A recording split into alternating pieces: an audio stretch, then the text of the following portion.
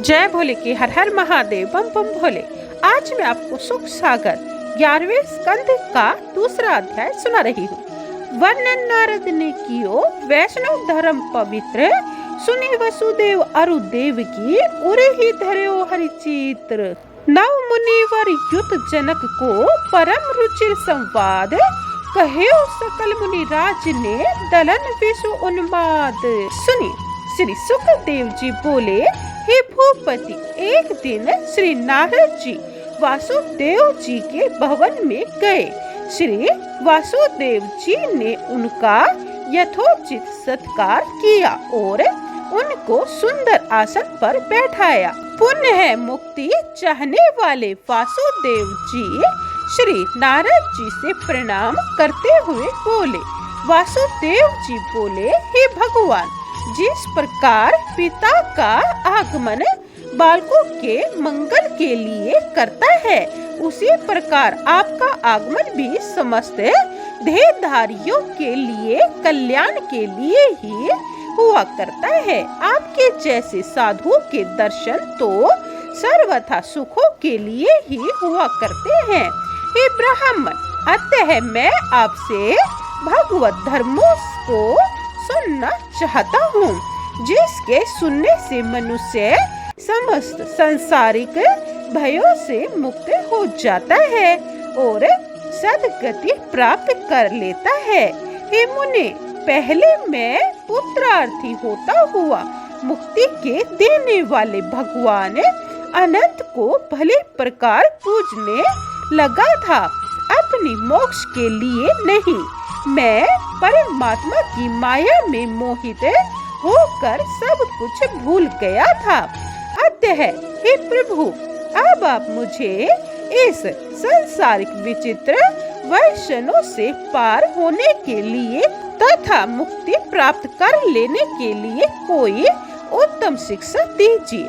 श्री सुखदेव जी बोले, हे राजन, इस प्रकार श्री वासुदेव जी के उत्तम प्रश्नों को सुनकर प्रसन्न हुए श्री नारद जी कहने लगे, हे वासुदेव, आपने बहुत सुंदर बात पूछी है, क्योंकि भगवत धर्मों से ही मनुष्य सद्गति प्राप्त करे भव सागर के आवागमन से छूट जाता है।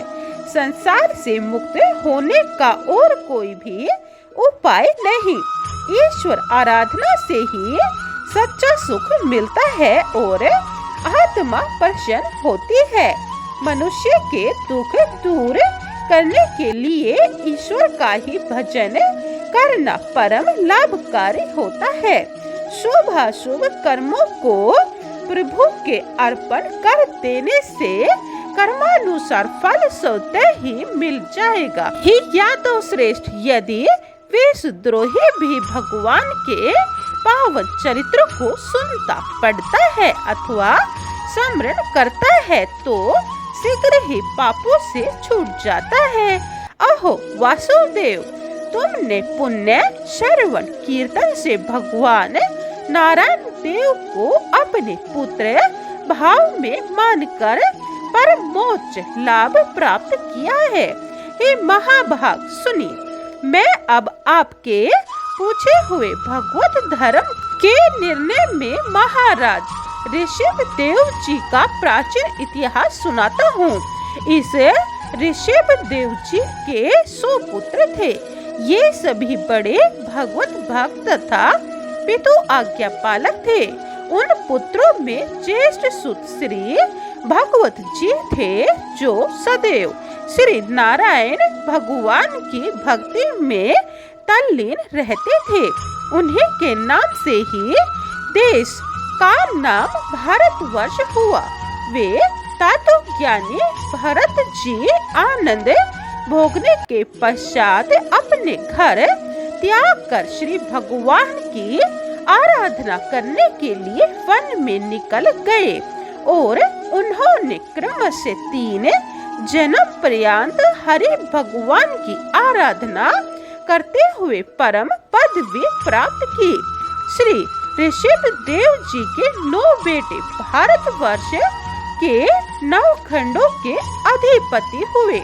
हे राजन, पुण्य है 81 बेटे कर्म मार्ग के परवर्तक यानी रचयिता ब्राह्मण हुए और विशिष्ट 9 पुत्र महाभाग मुनि आत्मविद्या विशारद हुए।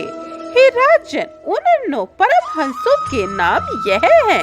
पहला कवि, दूसरा हरि, तीसरा अंतरिक्ष, चौथा प्रबुद्ध, पांचवा पिपलायन, छठा अभिहोत्र, द्रुमिल, चमस तथा करभाजक। ये समस्त संसार को केवल ब्रह्म रूप देखते हुए पृथ्वी पर भ्रमण करने लगे। एक दिन ये अपनी इच्छानुसार राजा निमि के यज्ञ स्थल में जा पहुँचे। वहाँ ऋषियों के द्वारा वह यज्ञ सुसंपन्न हो रहा था। वहाँ उन्हें सूर्य की भांति के समान तेजस्वी मुनियों को आते हुए देखकर राजा निमि उनके सत्कार के लिए उठे।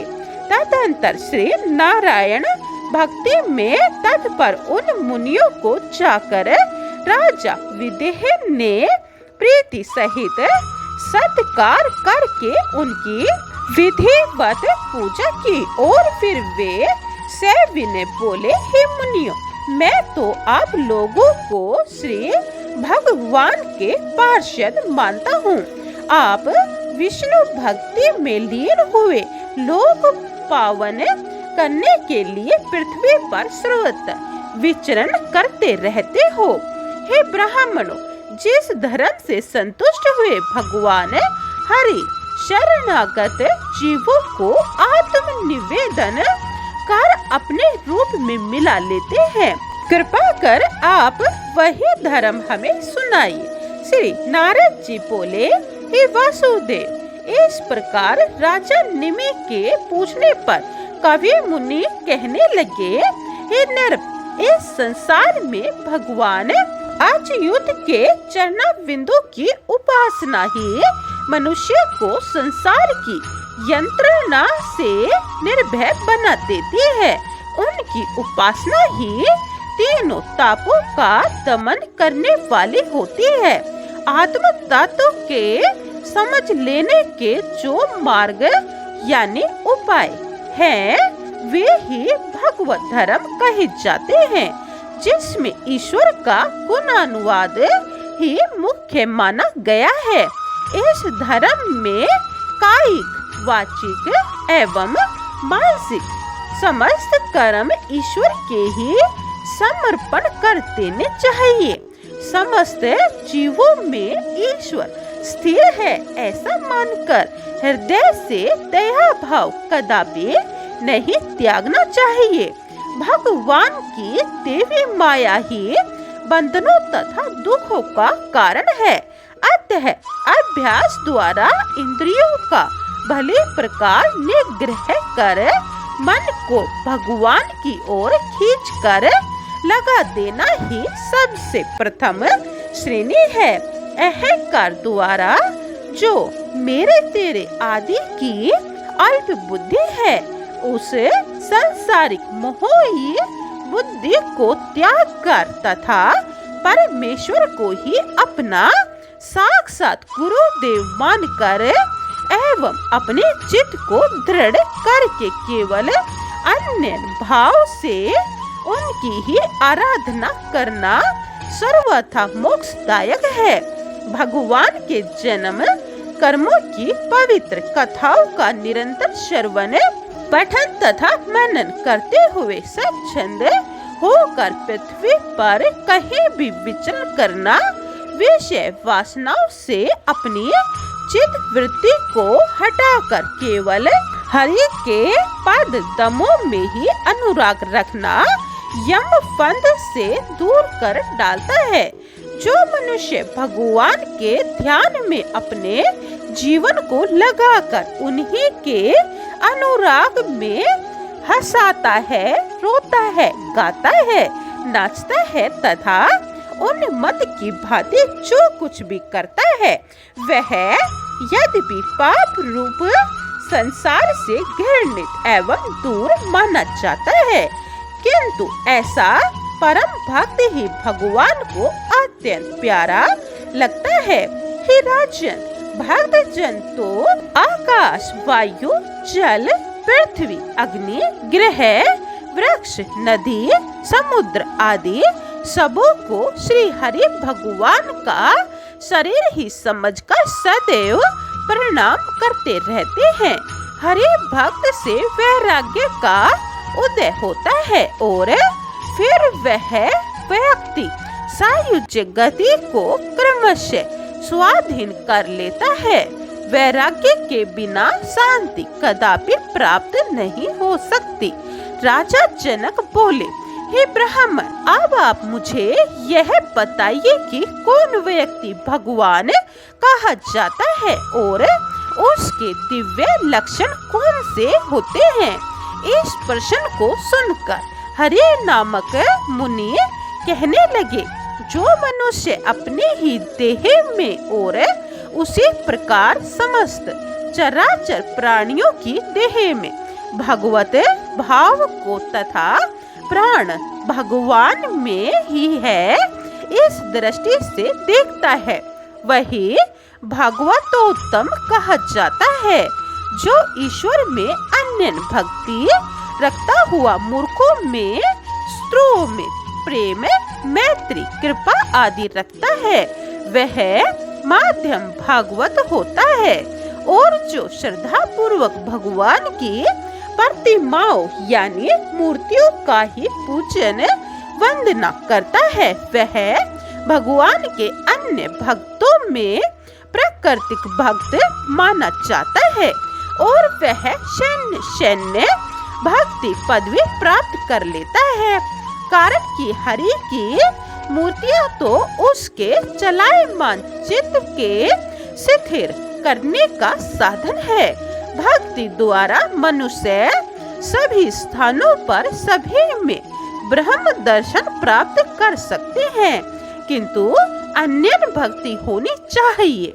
भक्तों के पीछे भगवान स्वयं फिरा करते हैं। जो मनुष्य इंद्रियों से विषयों को भी ग्रहण करते हुए भगवान के नामों का स्मरण कर उनका कीर्तन आदि करते हैं तथा उनका न कोई शत्रु ही है और न कोई मित्र ही है, ऐसे पाप मुक्त मनुष्य उत्तम माने जाते हैं। जो सांसारिक वस्तुओं से सर्वथा मोह त्याग कर साधु दर्शनों को प्राप्त करते रहते हैं तथा उनके सत्संग, काम, कर्म, वासनाओं का चित्त में जागृत नहीं होने देते तथा केवल भगवान का आश्रय लेकर जो कुछ भी मिल जाए उसी में संतुष्ट होकर रहते हैं, वे ही त्यागी मनुष्य भागवत माने जाते हैं।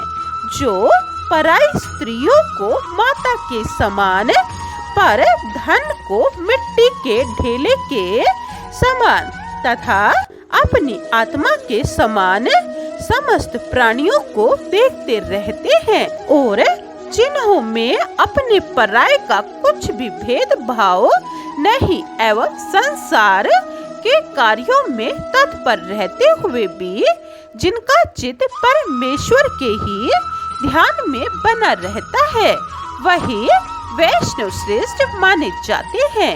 हे राजन, जो संसार को त्याग कर केवल हरे भगवान में ही तल्लीन हुआ, तपोवन में तप को तप रहा है, वह तो भगवत प्रधान माना गया है। बोलिए कृष्ण भगवान की जय। दूसरा अध्याय समाप्तम। जय भोले की तीसरा अध्याय यह आप दूसरी वीडियो में सुने। जय भोले की। हर हर महादेव। बम बम भोले।